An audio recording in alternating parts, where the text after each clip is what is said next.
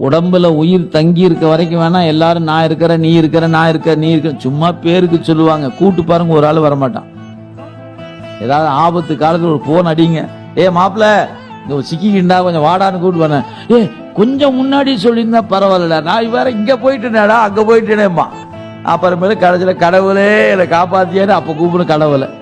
புரியுங்களா? எல்லாரும் எல்லா நேரம் உதவுவாங்கன்னு நினைச்சிடாதீங்க. மனிதன் உதவுகிற உதவுதல் என்பது தெரிகிற மாதிரியே இருக்கும், உதவ மாட்டான். கடவுள் உதவாத தெரியாத மாதிரியே இருப்பார், ஆனா உதவுல அவன் தான் முன்னாடி நிற்பான்.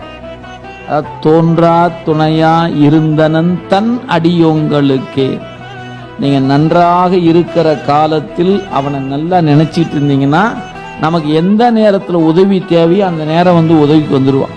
ஏன் யாரோ அனுப்பிச்சுடுவான், இப்போ என்னுடைய அன்பன் துன்பத்துக்கு போய் உதவி பண்ணு போன்னு அனுப்பிச்சிடுவான். நீங்க வேண்டான்னா கூட அவர் விட மாட்டாருங்க. செஞ்சுட்டு தான் போவேன் அப்படின்னு வந்து நின்னுக்குவார்.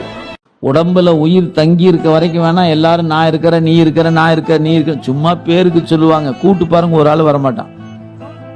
ஏதாவது ஆபத்து காலத்துல ஒரு போன் அடிங்க, மாப்பிள்ள சிக்கிக்கிண்டா கொஞ்சம் வாடான்னு கூட்டு பண்ண, கொஞ்சம் முன்னாடி சொல்லியிருந்தா பரவாயில்ல, நான் வேற இங்க போயிட்டேனேடா அங்க போயிட்டேனேம்மா. அப்புறமேல கடைசியில கடவுளே என்னை காப்பாத்தியாரு அப்ப கூப்பிடும் கடவுளை. புரியுங்களா? எல்லாரும் எல்லா நேரம் உதவுவாங்கன்னு நினைச்சிடாதீங்க.